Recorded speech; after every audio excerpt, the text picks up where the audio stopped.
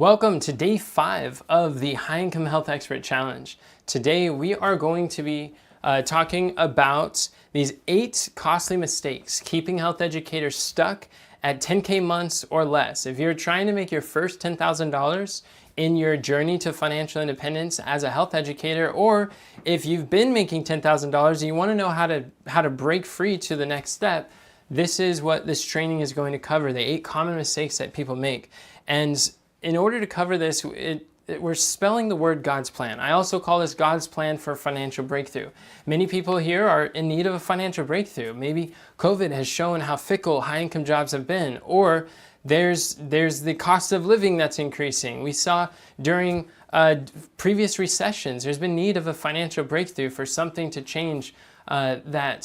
It's just like realizing that there is a need now more than ever before. As the cost of living is increasing, wages are not really going up accordingly. So what I like is in God's word, there is a biblical example of God helping someone to reach a financial breakthrough. And there are lessons that we can learn through this applied for health educators that are taking these timeless principles and applying them as we go too. So what I want to do is I want to read this story from 2 Kings chapter 4, and I'm going to read these 7 verses, and we're going to break it down point by point about what are some of the lessons here. And I'll even submit to you that every lesson, every person who's ever received a financial breakthrough, every time that I have in my life, every mentor that I've learned from, and each person that I've heard their stories, they follow these same core principles, and they've learned to avoid these common mistakes that are found here. So we're going to read in verse 1. The scripture says, "Now there cried a certain woman of the wives of the sons of the prophets unto Elisha, saying, Thy servant my husband is dead, and thou knowest that thy servant did fear the Lord, and the creditor is come to take unto him my 2 sons to be bondmen. And Elisha said unto her, What shall I do for thee? Tell me, what hast thou in the house? And she said, Thine handmaid hath not anything in the house save a pot of oil. Then he said, Go, borrow thee vessels abroad of all thy neighbors, even empty vessels, borrow not a few. And when thou art come in, thou shalt shut the door upon thee and upon thy sons, and shalt pour out into all those vessels, and thou shalt set aside that which is full. So she went from him and shut the door upon her and upon her sons, who brought the vessels to her, and she poured out. And it came to pass, when the vessels were full, that she said unto her son, Bring me yet a vessel. And he said unto her, There is not a vessel more. And the oil stayed. Then she came and told the man of God, and he said, Go, sell the oil, and pay thy debt, and live, thou and thy children of the rest. So in this story, we see that there are 8 steps that God has taken them through to be able to reach this financial breakthrough. And one of the biggest mistakes that people make is that they don't seek a breakthrough. And because they're not looking for solutions, then they don't find it. And so that's a G in God's plan, which is go seek a breakthrough. We see that she went to the man of God and she was saying, Hey, my husband was one of your students. They were known as the sons of the prophets. They were students in the school of the prophets, where Elisha was one of the educators and teachers, and he had passed away, and she's dealing with debt, with the death of her husband and the doubt of her future. And she is going to the man of God, and honestly, it sounds like she's looking for an offering. But the man of God didn't give her an offering, gave her an opportunity, gave her and made her an offer to be able to follow pursue this opportunity to be able to financially support herself. And Jesus said that seek and ye shall find, knock and it shall be opened unto you. A lot of times, for many years, I was afraid of studying money. I was afraid of understanding marketing or looking at these things because I thought that maybe like money was more money is more misery, or thought that the Bible and my finances, my faith, they were fighting each other. And as long as I was afraid of studying marketing or learning sales or understanding how to speak to sell, these skills, understanding these biblical financial laws, I didn't realize that the Bible had these financial laws, so I never really looked at it. But through this process, it it perpetuated problems financially. But it wasn't until I started looking at it, investing in mentors, looking for ways that I could change my perspective and shift the way that I view and eventually my behaviors, that things really started to make a difference. And sometimes people ask, like, okay, well, how do I seek for a financial breakthrough? It's by reading books, it's by getting coaching programs, courses, by attending seminars, by learning whatever I could about marketing, about sales, about digital marketing or content creation, really not just content creation, but how to create content that converts. By searching for this, this is how we start finding answers. But the question is, well, how long do I seek for a breakthrough? The answer is until we find it. Because as it was explained to me like this, like imagine if you had a check with your name on it, had $1 million check, and it was in someone's backyard, and there's a bunch of rocks behind the backyard. And all you had to do is keep flipping over rocks. And as you flip over rocks, you know for a fact it's there. It's just a matter of seeking until you find it. Like, how many rocks would you flip over before you stop? You would flip them over until you find it. And a lot of times, business is often like that, where for me, I had 15 failed business attempts before our 16th business became successful and a multiple six-figure family business. And then after that, we've had other successful businesses, but it was just initially lasting through the learning curve. It can be discouraging, it can be challenging, but that's why a lot of people stop. And some people, they say, Enoch, you had failed 15 times, why didn't you quit? And I just say, quit and do what? Entrepreneurship is the only thing that I know of that allows me to freely serve at the capacity that I know I'm capable, or to be able to earn the amount that I can, or have the independence, the freedom of my time, of my speech, of my service. I don't quit and do what? I don't know of anything else other than entrepreneurship that would provide the type of life that I believe that I'm called to serve. So sometimes it's about learning to not make other alternatives or fallbacks, because when we have the plan B and the C and the D, then we start getting lazy. We start not taking those steps to go forward. But when our back's against the wall and the only way forward is to move onward and upward, then we start getting things done a lot better. I know my mom would always tell me growing up, and something she shared with me that really stuck is to don't give up 5 minutes before the miracle. Because a lot of times, while we may be pursuing different business models, we might be learning different things, we might be seeking for the breakthrough, just know that with every storm, there's a rainbow that comes afterwards. And it's not a matter of if, but when you succeed. And it's important not to give up, because it's coming. How many of you believe, or who here feels like they're just one step away from a miracle? That God is blessing and He's helping, He's been directing you? Just type I am in the chat if you see that God has it in store for you and it's coming soon. So the G in God's plan stands for go seek a breakthrough. And the O is to obtain and submit to a mentor. And the reason why I say submit is very intentional, because what I would submit to you is that a good mentor will give you counterintuitive advice, meaning the same thinking that got us here is not necessarily going to get us there. And it matters. There's what I see a lot of times entrepreneurs will be doing, a lot of health educators and trying to grow their business, it's like, imagine that the Titanic is sinking, and while the Titanic's going down, there's some employees on the deck that are rearranging furniture chair. And while they're rearranging the furniture chair, they're doing their job, they're doing something good, but the timing that they're doing it is really inappropriate. It's not effective. And because the whole ship is going down, you could be, a lot of health educators I see are rearranging their furniture, the deck chairs on the Titanic while it's crashing, in the sense that we start to focus on, obsess, we start filling our plates and burdening ourselves with all these responsibilities that are not helping us to advance our mission or monetize our message, or to be able to simplify the solutions that we're bringing to the marketplace. And a lot of times it's like that we're working with the best that we can, but the reason why we get outside eyes, the reason why coaching is so powerful, why people pay health coaches, it's the same reason why people pay business coaches, is because if you look at a coach and like coaching a Super Bowl winning team, the coach is able to see the bigger picture and is able to understand the game and the positions, where a player is in one position and they have a specific role in that play, but the coach is able to see the bigger picture and rearrange and call plays based on how the economy is changing, based on how things change.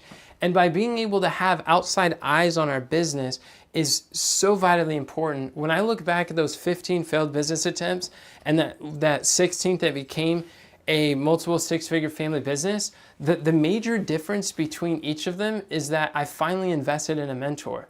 And when I invested in a mentor, that's when things started to clarify and connect. And he showed me the value of his mentors.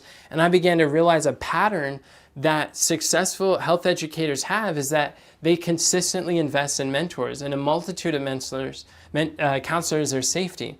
And we see that it's in the Word of God. How many of you would think that if this woman is struggling with a debt problem, how many of you would think that the answer to her debt problem is more debt?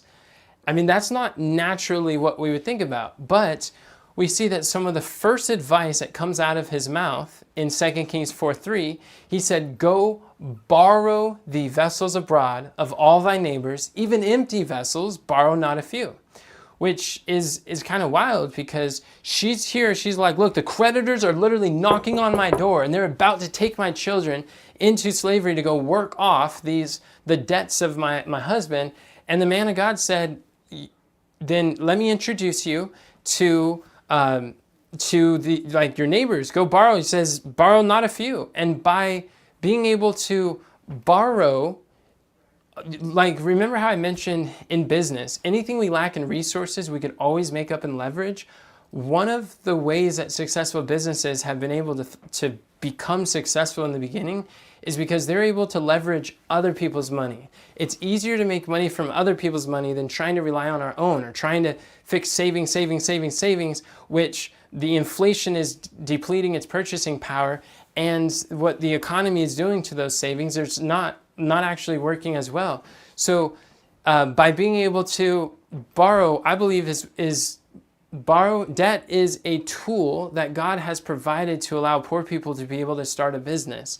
And where sometimes they may not have the resource to, instead of waiting years or months or to try to afford what's the expenses required to start a business, you can borrow in empty vessels, borrow not a few, from all the neighbors.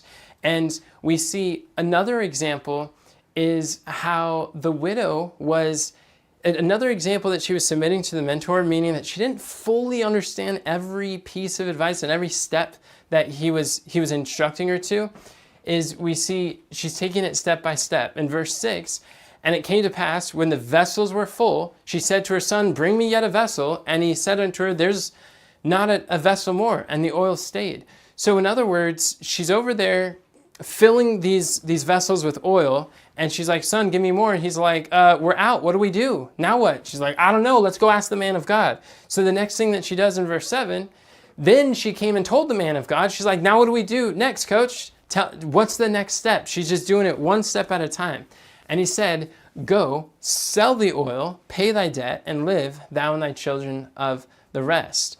And through this, what I find is that a lot of times building a high-income health education business is very much like driving a car in the dark. And when we're driving our car, we have the headlights, but do you see the entire destination of where you're going to go? You have clarity as far as where you want to arrive, but do you get to see all the way? No, we don't. We only see the few feet away in front of us. And it's only as we drive forward, it's only as we take that next turn and we make those decisions that the light grows and we get greater light. And I know that every time that I invest in a mentor, I'm paying for clarity, because a mentor has been where I want to be. A mentor is like having a GPS. They have the map, they have the framework that's able to show, here's where you are, here's the destination you want to go to, and this is a construction, this is the estimated time, these are the routes you can take, this is the one I recommend most. And then when we're going on that journey and we take a detour, or say, whoops, I took the wrong turn, then a mentor is able to redirect, because a mentor has been where I want to be and knows the pitfalls to avoid. So whenever I'm investing in a mentor, I know I'm getting clarity. I'm getting the certainty to know what steps to take and how to get there. Because without the mentors, I had so many questions, so many confusions. And what I realize is there's 3 types of work that we can have. We can either have guesswork, we can have hard work, or we can follow a framework. And I would much rather to pay for a framework so I could follow a proven process. And I wasn't aware of that for those first 15 businesses, but afterwards I began to understand the power of frameworks and the power of systems and the power of these mentors. I'm like, wow, that makes a lot of sense. So since then, I've started to invest more and more. Mentorship is kind of like being able to cut a check to cut the line. If I travel a lot in speaking, and for years, I didn't even know much about TSA PreCheck. How many of you have ever used PreCheck or own it or have done it? But no. So what's amazing is I never realized this, but just with like $70 or so, I can, like the airports literally look like this a lot of times, where you have all the general people, they're lined up around the corner, and then TSA is just almost this empty line, and I could just walk through everybody, show them a card. I don't even have to take off my metal and my belt or my shoes. I could just walk through the metal detector and I'm good to go. And they don't need to like do the full body scan, and within minutes I'm through the line. Where otherwise I'd be like, there is times where I would have missed my flight had I not had PreCheck. But it's the power of being able to either, when we're trying to do it all ourselves, then we have a long line of waiting to go through. But by investing in a mentor, we're able to have the pre-check and the pre-clearance, because we get to get over decades of experience into days, and we don't have to learn from our own mistakes. And I find that in business, there's different steps that we take. And one of the mistakes that a lot of health educators make is they're on step 3 and they're stressed out about what happens on step 34. And because I'm not sure what to do on step 34, then we get paralyzed and we get confused and we see what we don't know. But really, if we're on step 3, I need to obsess on what will it take to get from step 3 to step 4 and step 4 to step 5. And what I've learned is that we don't have to see the entire flight of stairs before we take the first step. And having a step-by-step process helps us to trust the process and say, okay, I maybe don't understand all of the details, but I do know this is a step where I'm at now. Okay, here's the next step, here's the next step. And then by taking step by step, we're able to cover entire grounds and go to next levels and next floors of our life. So one thing that I've found is really powerful, is really like 5 steps to achieve anything that we desire, any goal that I've had. And I look at some of the biggest blessings in my life that God has used to bless me with, whether it is the team that I have, whether it's the vehicle that I drive, the recording studio, the content creation systems, the signature speech, understanding how to have offers or delegating. When I look at a lot of the things that I'm grateful for in life, just immensely blessed by God, I look that God has used a mentor in each one of those to help me, to introduce me to a new reality, help me to not only recognize an example what's possible, but also to see the steps to actually make that a reality. And these are the 5 steps that I've followed each time. And once I learned this, everything changed. So the first step is to get extremely clear on exactly what you want. It's not just fuzzy targets don't get hit, but really deciding and making the decision, what do I want in life? Because only you and I can make that choice. I had a mentor who told me probably like 6 years ago, maybe 7 years by now, he said, Enoch, you want to write down your ideal schedule. What does your ideal life look like? How much do you want to work on your business? How much do you want to work on your health? Like, what does the intentional and ideal week look like? And I was like, I wasn't used to thinking about that. And he was saying, this is part of the process you want to go through. And I said, okay. And I started mapping out my life and my schedule. And for the past several years, it took a while to get there, but I've essentially been living the ideal schedule that I had mapped out, and it was just a dream before. Even the team that I have, they said, put together a dream team and describe exactly who are the team players that you're going to want on your team to be able to help with these things. And be descriptive. Don't limit God. Tell exactly who would make the champion team. And I made a list, and God literally brought those people in place who are able to do these different things. And I'm just like, this is amazing. But it starts with clarity. And then the second step is find someone who has the results that you want. And the third is to pay them whatever they charge to find out what they did. Sometimes we pay attention in time. Sometimes we pay money, but we cut a check for speed. But whatever it is, find out what they did and then do exactly what they did and then continue until you have the results that you want. And that continue until is so key, because sometimes we get weary in well-doing and we faint in the way and we don't harvest, or we start many things and we stop and we don't complete it. But these 5 steps, I realized whenever I want to accomplish something like publishing a best-selling book, I was like, all right, who are some of the best publishing authors in the world who've sold the most copies, like millions of copies, and who has the coaching, who's a course, who has a training to help me to understand this industry so it makes sense. Oh, okay, there we go. I wanted to learn email marketing, how to automate those. And so I joined a coaching program. It was like $17,000 to learn Facebook ads and the email marketing.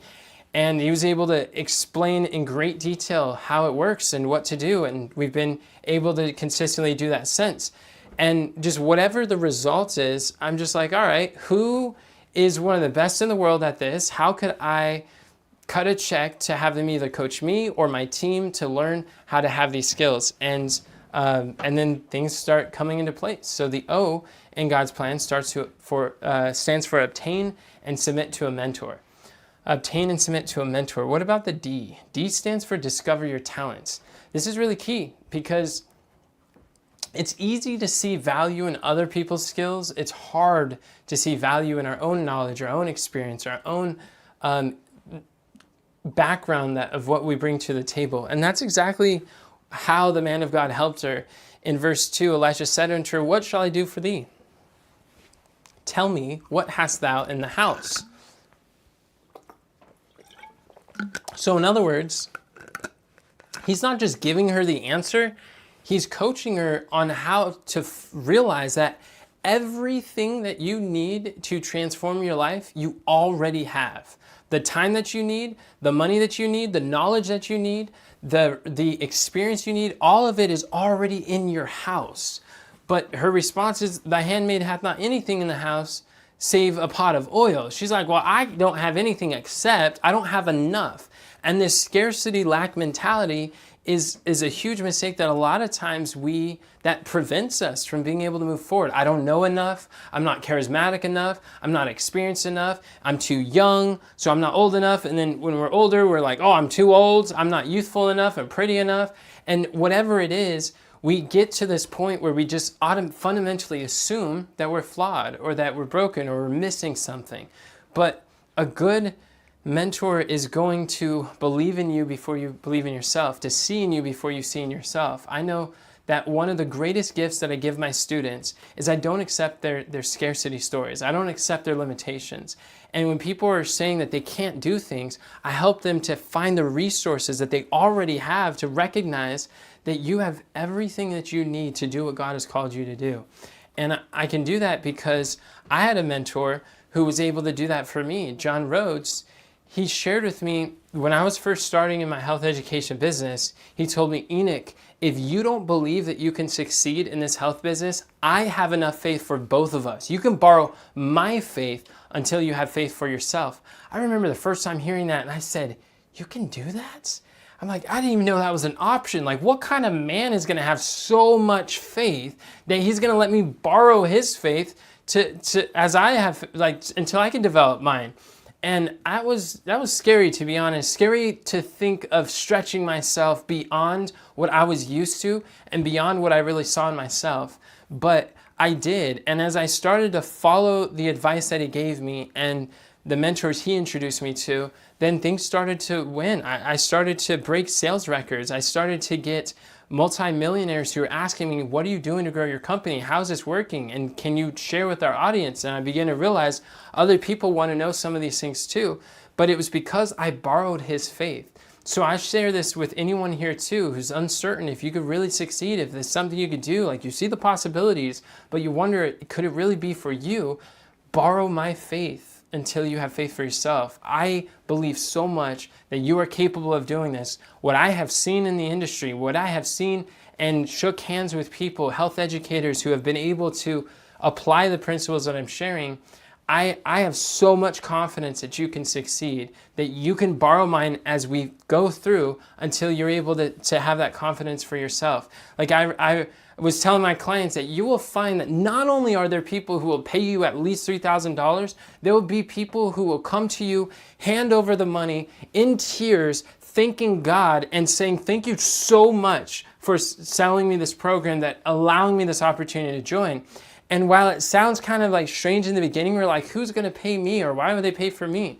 I just had a client just this week who was telling me that she had a new $3,000 client that paid her. She's like, I believe this was God's divine purpose. I'm so grateful you gave me this program. I'm so looking forward to this. And she's like, this is amazing. You said it would happen, but now I get to experience it. So now she's developing her own faith as she's going through it, but she's like, look, I'm going to do what you're going to say, whatever you say to do. I'm going to follow those, because like this is new uncharted territory for me, and I'm just going to trust the process. And as she's been trusting the process, she's getting more results. It's the people who hesitate, who delay, who are like, I don't know, and they're dipping their toe and they're like, ooh, that's kind of cold, or I'm not sure. That's when we start wavering. And as James 1:5-6 says, he that wavereth is like a man tossed in the sea and is unstable in all his ways, and don't think that man will receive anything of the Lord. So if we lack wisdom, we can ask of God, who giveth to all men liberally, but we have to ask in faith, not wavering. We have to make that decision, and sometimes learning to make tough decisions quickly. And but that's what John was able to help me to do. And I realized that even Jesus, when he looks at us, he doesn't just see us for who we are now. He sees us for who we can become through his grace. He sees our potential.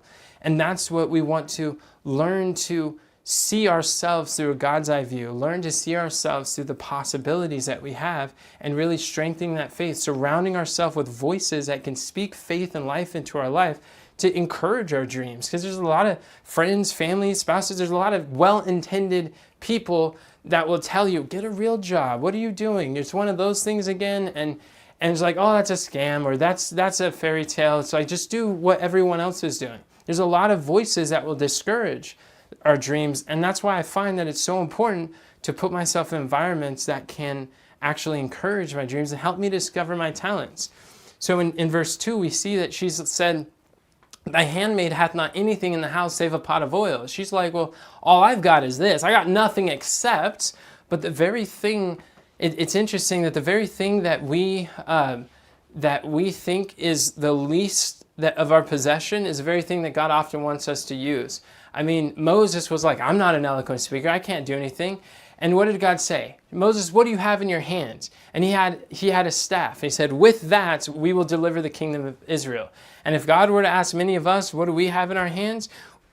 We'd pull up our cell phone, and we all have our smartphones that we could record audio, video, we could post stuff, we could take notes, we can coach people, we could run an entire business on our mobile device.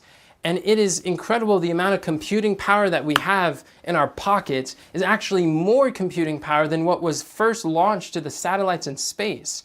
I mean, the resources that are available to us, it has never been easier to monetize our health knowledge online or get our message out to the masses than ever before. And sometimes people are like, well, I can't do anything. I just know homemaking, or I just know cooking. It's like, I can't monetize that, right? Well, excuse me, have you seen Martha Stewart? She built $1 billion brand on those exact things.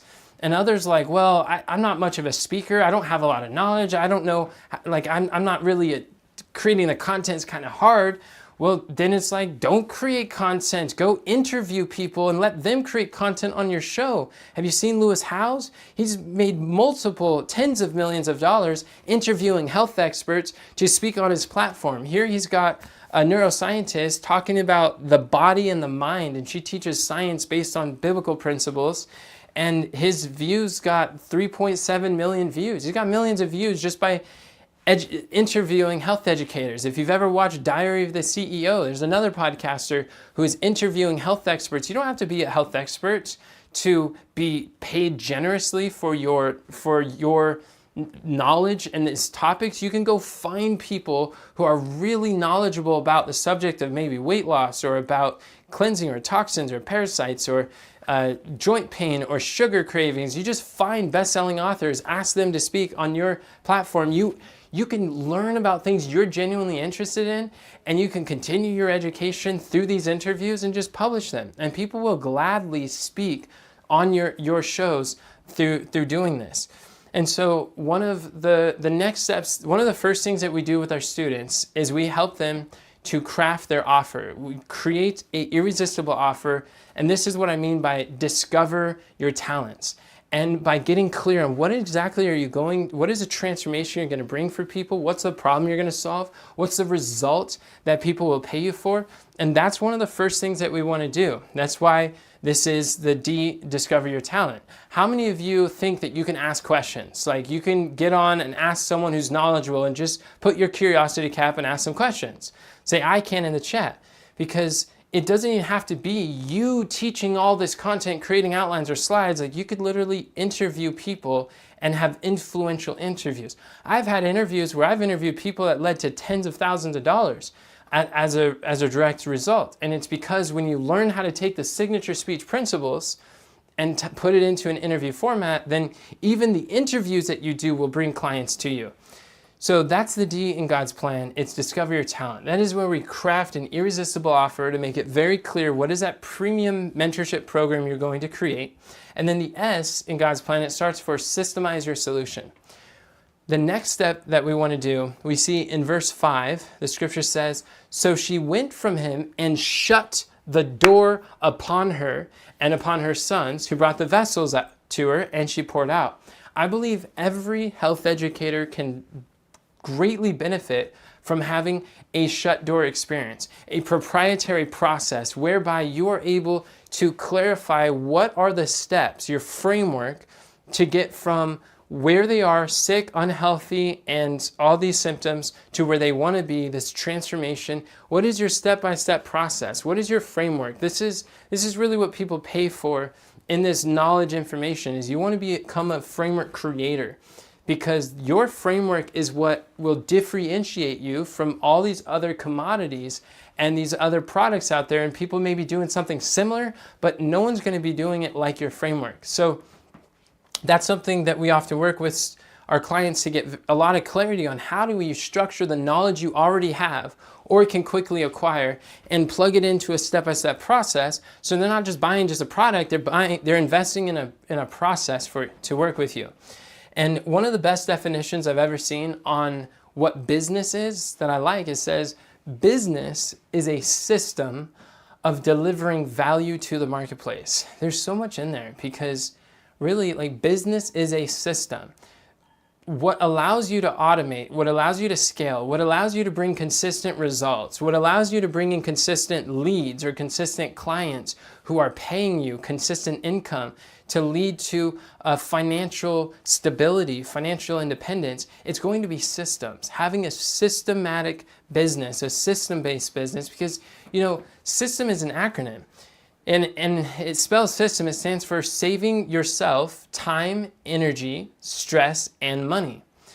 And this is time, energy, money, and stress. This is where, when you have systems for creating content, systems for knowing what to say, systems for how you're delivering the solution you're bringing, solving the problems for people, when you're able to automate, this is a concept that I call the automation effect. I talk about it in my book. I have a YouTube video. If you want to know how you can create a framework for your business then this video on YouTube, I would highly recommend. It's called How I Automated My Health Coaching and Doubled My Income. And by being able to put automation in my business, it's been able to have more consistent, happy clients, clarified what I speak about, what I don't, what I promise, what I don't, rather than trying to change for each person on the planet. Get very clear on automating the core functions of a business that is the most valuable for your client and for yourself, that gives you the sanity and the time freedom to be able to live the life and schedule that you actually design.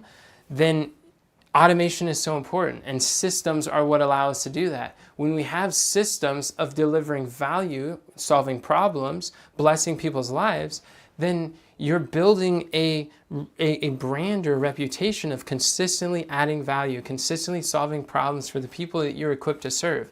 And it's a beautiful place. How many of you would like to automate your business and double your income? Type automate in the chat if you can see how having an automated system is something that would be great for you. And it's not only possible, it's actually practical. So one of the ways we do this is we automate through having a signature speech. And that's why the signature speech automates parts of your content creation to know what to say, what not to say. It's one speech. You set up the system once, and then you deliver value on every stage that you speak on. One thing that I learned in my early 20s that really resonated with me is something Warren Buffett said. He shared that if you don't find a way to make money while you sleep, then you'll be working until you die. And that's huge, because there's actually several ways to be able to monetize and create recurring revenue, or to create a stable income where it's not just one-off sales where you have highs and you have lows, but you have sustained income throughout the months. That gives you the financial independence, that gives you the freedom to use your time in other ways. If you're not trading time for money, then you're able to explore other avenues that aren't tied to your direct source of income.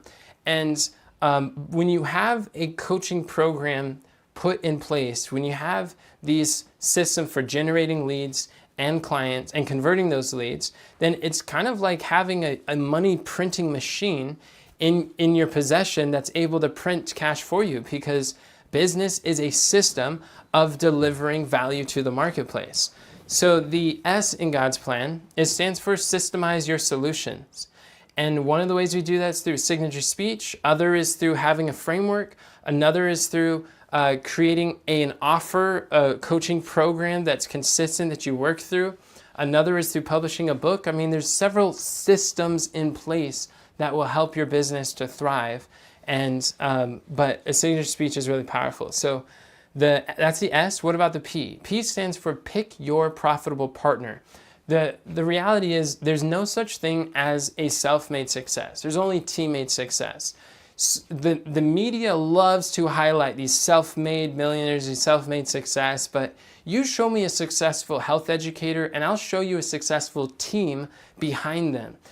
I don't believe that solopreneur, there's a lot of like glamorization about the solopreneur age and what you can do and one man doing all these things. I don't believe that God intended for us to be a solopreneur trying to get all this stuff done. It's really by finding partners, strategic partners, and putting together a dream team, or working with others, having advisory boards, having platform hosts who we could unite and add value to, finding ways that there's win-win opportunities for each party. This is how we start to succeed. This is how we thrive. Whenever I've done things by myself, that's just a recipe for burnout, for exhaustion and headache. I did that for the first few years, and when I wanted to build a website, I had to go learn it myself. When I wanted to edit videos, I learned it myself, and recording and learned that, and teaching and I learned it, and all these things. It was so exhausting. And honestly, I don't even like doing a lot of that stuff. And my mom was like, Enoch, you're doing too much. You need to have a team. And I was thinking, who in their right mind would want to be on my team? I can't imagine someone would want to work with me to get this message out. But because I hated doing like video editing, that nobody would be interested in doing that. Well, boy, was I wrong. There are people in this world. What I started to learn to do is surround myself with people who love doing what I hate, and for people who just play at and enjoy the thing that I find most difficult. And when you're able to pick your profitable partners and build that team around you, that's when business becomes so much more sustainable, so much more enjoyable. And I found, honestly, one of the best ways to build a team is through creating content. Creating content has been one of the most life-changing habits I've ever made in my entire life. When I look at everything that I've done since 2012, creating consistent content has been the highest return on investment of most of those skills that I've done, because it opened up doors of opportunities to meet most of the people on my team that I otherwise wouldn't have. And if we look at the Bible example, who was on the widow's dream team? First of all, she had God on her team, right? I really like this photo because it shows Jesus as being there in every business transaction. When we're operating business, we're not doing business as usual. We are missionaries in the marketplace. We have we're representatives of integrity, of honesty, of professionalism, there's traits that we do differently in business. And when we recognize that Christ wants to be there with every transaction, he wants to be there to influence people to make decisions that will be for their benefit and every benefit involved. And when we could have that integrity in our heart when we're doing business with God, then God is able to bless our business in ways we can't bless ourselves. And that is a strategic advantage that we have over people that are not having God being a part of their business. How many of you would like to have God as your business partner in sales? Type yes in the chat below. Because if we think that selling is un-Christ-like, we're not going to do that. But when we can see that Christ wants to help us to be profitable and make those wise decisions, then we're able to get a lot further that way. And not only did she have God, who else was on the widow's team? She also went to the man of God. And so she found mentors. And usually we don't think about our coach or our mentor as someone who is part of the dream team. But then I started to recognize on my financial vision list, I have specific coaches and mentors in very specialized areas that I want to continue to work with and or start to work with. But I find that having a board of advisors, so to speak, like it could be through the books that we read, the coaching programs we join, the courses we listen to. It's like each one of them is like a multitude of mentor that helps our mind to grow and get clarity in life. And then who did the man of God say to the first person to also get on the widow's dream team? It was the creditors. He said, go borrow the vessels abroad of all thy neighbors. So now we have the creditors who are part of our dream team. And we don't usually think of MasterCard or Visa as being a team member or a lender to help us to start our business, but they're just as much of a partnership that for many people is actually a financially wise decision as long as you're starting a business with that investment. And then finally, she had her sons, which I absolutely love seeing family businesses, because my mother was my first business mentor. I grew up with her going to the thrift stores and say, ooh, I could buy this for 50 cents, sell it on eBay for $50. And while like most kids are being taught like bedtime stories and nursery rhymes as they're going to bed, my mom was like breaking down marketing ads and the advanced pricing psychology behind why they're doing this. And I thought that was normal, that a lot of kids grew up with families like that. But as I told my story, people were like, why have you been fascinated with digital marketing since you were 12? And I was outside playing basketball or playing with dolls, or it's like, but you're like building businesses and employing your friends. And it's like, why were you doing that? And I went to my mom, I said, yeah, why did you start reading to me those things? And why did you share all that stuff with me? Why didn't you do that to my older sister, Sarah?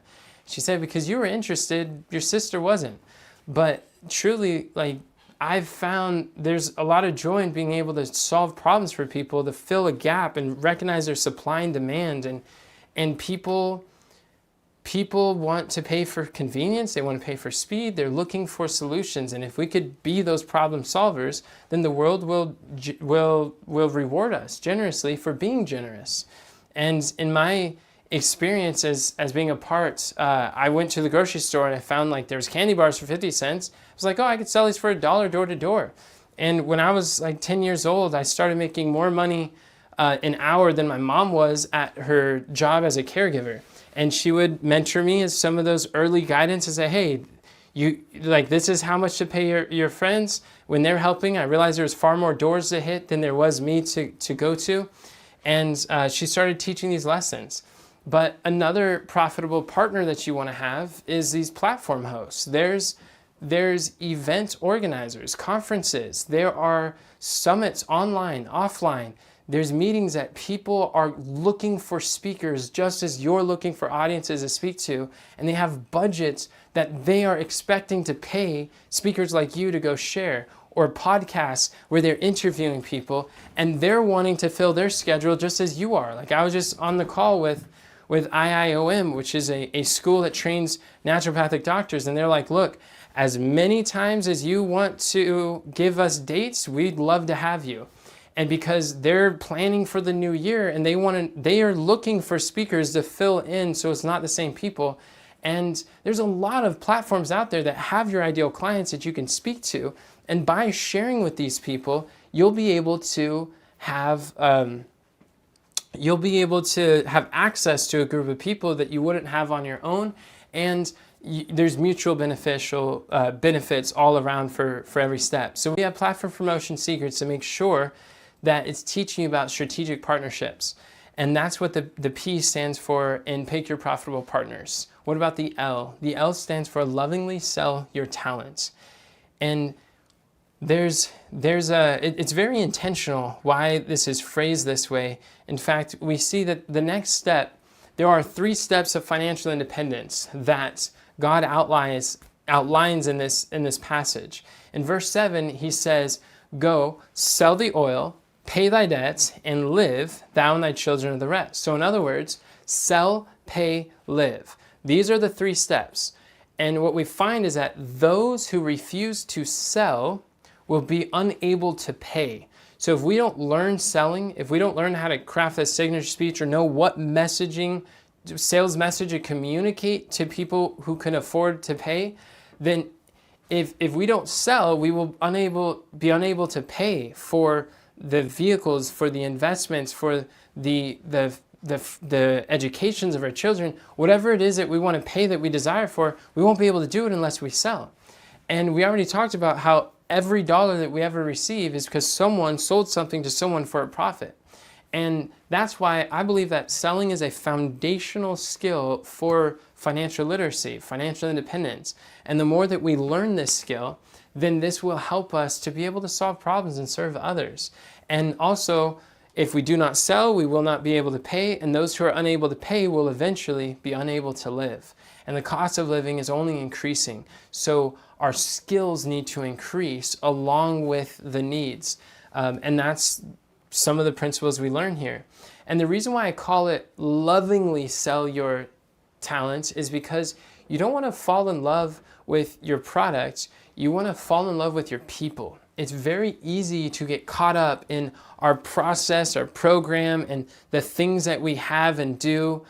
But instead of like being in our head and guessing and thinking about, oh, this is what I want to teach, this is what I'm passionate about, what I'm excited to share, it's important to know, what does the marketplace actually want to pay for? What are they paying attention to? What are they actually paying their dollars for? And when you fall in love with the person, then the products will come and go. Programs will be here and they'll change and they'll modify and they'll update, but the people are the ones that we're actually serving.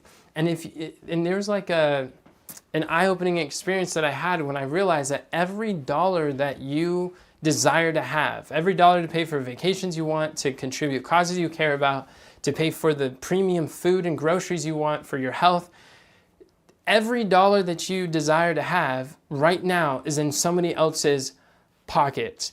And all you have to do is present a problem painful enough and desirable enough to be solved for them to exchange the dollar in their pockets for the solution in your possession.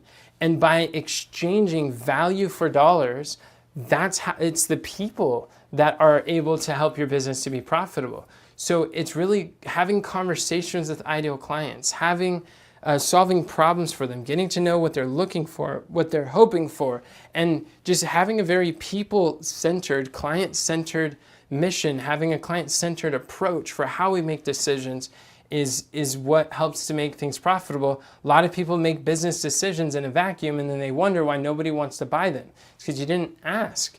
Or if you ask the wrong people. So another thing is, there's a master key to selling. How many of you would like to know what is the master key that unlocks sales? Type key in the chat below if you would like me to share with you, because this is something that until I understood it, selling was very hard. When I understood this, selling became more enjoyable and more effective. So the master key, I see key, great. So the master key to selling is when you genuinely love the people that you sell to, that you refuse to sell them anything that is not in their best interest to buy, then you will be able to sell a whole lot more. Because what happens is, if you don't actually believe in what you're selling, and you're lacking, you're doubting what you have to offer, the value that you have, the solution for them, if you've got that lack of conviction, then people perceive that. And if you sell people because you're just trying to get money, or if you're trying to change your financial situation, if you're making business decisions out of fear or desperation, fear is a terrible advisor. The best motive for selling is truly out of the love for the people that you're selling. And when you build a business and a brand that you only sell what is in their best interest to buy, then that shows up, and it helps you to have a brand of integrity that people would like to refer you to. Whereas when you sell things that are out of alignment, that you're not genuinely think it's in their best interest, but they're willing to pay, when you take on clients that you know isn't a good fit for the program, and it's a stretch to be there, then it makes that for disappointments, it makes for disagreements, it makes for it doesn't help long term. You might get a short term gain here, but it's not a long term strategy, not something that's sustainable. And I know that whenever people invest in our program, when they buy from me, my goal is always that any time that they pay for my program, they're always getting the better deal of the arrangement, because they're going to get 10 times the value of the price that I've actually charged for. Where when people don't buy is when the price is 10 times the value that we're giving them. And so when we create our offers, we want to make it in such a way that it's like, this is a no-brainer, like this makes total sense. And by consistently doing that in the marketplace, it starts building connections and relationships and sustaining relationships that people want to pay, and they become excited to do that. So that's one of the reasons why, as far as lovingly sell your talent, we provide the phone selling secrets, is that's part of the program, to know how to actually not just take on every person who shows an interest, but we actually teach you an application where people have to apply to be in your program, because some people are not a good fit, and how to conduct a conversation where they're not just, you're not there trying to convince someone. You're there to see, is it a really good fit? Is it good for them? Is it good for you? Are you guys going to get along? Are there expectations something that's reasonable? Where we show you how to conduct these conversations in a way that helps each party walk away with more than what they came originally. And something that I learned from Dean Graziosi, which he's done over $1 billion in sales. And you think we can learn a thing or two about sales from someone who's done over $1 billion in it? There's quite a few lessons that he shared, and one of them was, I'll never forget, he said, the reason why I built such a $1 billion brand and has been able to do partnerships with some of the biggest names in the industry is because I love my customers so much. He also recognized that it is the love for, he was like, I read your comments, I listen to your struggles, I hear your problems, I pay attention, and he's live and coaching and engaging with people. He's like, I love you guys so much, and I read more of some of your guys' comments than most people in the industry do. And because he has such a knowledge of who he's speaking to, he's able to speak to the heart. He's able to speak the real challenges that people face.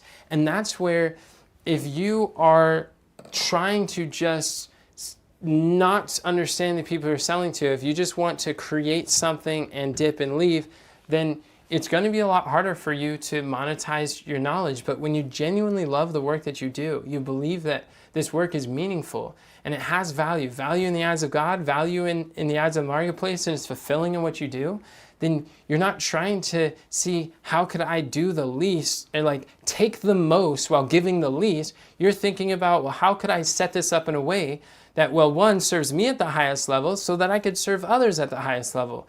And when you're able to do it in a way that expresses care, service, love, compassion, then it's energizing. It's not draining and exhausting and burnout, but it's sustainable. So the L in God's plan, it stands for lovingly sell your talents. Now you have an offer. Now you have an offer in D. You've got a signature speech in S. You've got platforms that you're speaking on in P. And now people are reaching out to you. And now you know how to sell over the phone to close 5-figure deals or higher. And then you're starting to make sense and you're gaining these skills that pay the bills. So what about the A? The A stands for acquit your debt. Notice that the next step in verse 7, this is the last verse in the story. And he said, go sell the oil and pay thy debt and live thou and thy children the rest. So I want you to notice that contrary to popular belief, getting out of debt is not the first step to financial freedom. In fact, it's not even the second or the third step. And when we look at God's plan for financial breakthrough, acquitting your debt is one of the last steps, actually, because we see that debt is a tool that God has allowed for people to be able to start a business. And if you look at getting out of debt, there's voices out there that'll tell you like debt is stupid, you got to get out of debt, and it's just like hounding you. Be debt free, be debt free. But if you realize debt free is still zero. Like when people are like, oh, I can't wait to get out of debt, or it's like we're going to a race to the bottom. One thing that I've realized is that even homeless people are debt free. In fact, when I was homeless living in my car, in between a failed business attempt and something else, I was struggling and just praying to God, like, Lord, what is the key to a successful business? And I was debt free, but I was still homeless, and I wasn't financially independent. Those are not equal things. In fact, there's two types of debt. There's bad debts, when you use debt to pay for a car you can't afford, houses you can't afford, for the food and the clothing you can't afford. And these are income reducing liabilities. That means they take income from you and now you've got this interest. But good debt is when you're able to use debt to invest in an income producing asset, something that's going to generate income for you, like a rental property that is generating for you, or a business that's generating for you, or the skills. Like I believe that one of the best investments that we can ever make as entrepreneurs is investing in our skills, investing in our mind, because the skill sets that we carry, they'll carry with us anywhere we go, and they never reduce. Whereas a car, you might borrow 30 grand to drive a car off the lot, and the moment you drive it off, it's lost its value instantly. So one thing that I realized is that when I was starting my business, John Rhodes, he told a story about how he owed back taxes on his house. He had several debts. He was using a credit card to pay off other credit cards, and he was in need of a financial breakthrough. And he was plotting the course, and he realized that if he doesn't pay his back taxes, like the government's going to take his property, and that is not going to be a good place to be. So he found a mentor, and he told me how he borrowed the money on a credit card to start his business, and then he followed the principles, and then within 6 months, he reached the 6-figure income level. And he put in work, but he was able to work that through, and eventually he paid off his credit cards, paid off the back taxes, still was able to keep his house, and he started to, he was able to pay off his business and become a 6-figure entrepreneur as a health educator, and he used his business as a vehicle for sharing scripture and sharing Jesus with other people. And that was the first time that I ever heard of someone even using debt in a different way for starting a business. And I thought, well, I don't really have that much money, but one of the first times I chose to buy on my credit card to start a business, and I followed the process, and I was able to pay off my credit card within the first month. And then after that, I was able to start profiting and then started making more sales because I followed a process. And I realized that there's a lot of talk. Dave Ramsey is a very popular figure who talks about this. And I would say that it's like, don't do what Dave Ramsey says, do what Dave Ramsey does. What does Dave Ramsey do? He builds a business and that's able to generate wealth for him. And a lot of times too, it's important to know what the person is selling in the background. Like, he's got a debt-free university. He's got like debt counselors and debt, like all of his debt services, that's his business. So it makes perfect sense that he's going to be telling everybody that this is debt-free is the way to do it. But if you were to go down Main Street to any particular business, go down to the nearest city and you go down Main Street and you'll look at all those businesses that are there established, 95% or more, each of those things likely borrowed money to build their business. And they use that to operate and to become a profitable business.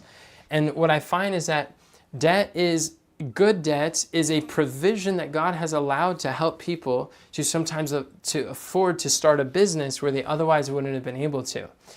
So the A in God's plan is now acquit your debt. What's powerful is then you're able to use that money to start a business that's creating wealth, and then use that wealth to go pay off your debts, to pay off the bills or creditors, to expand your team.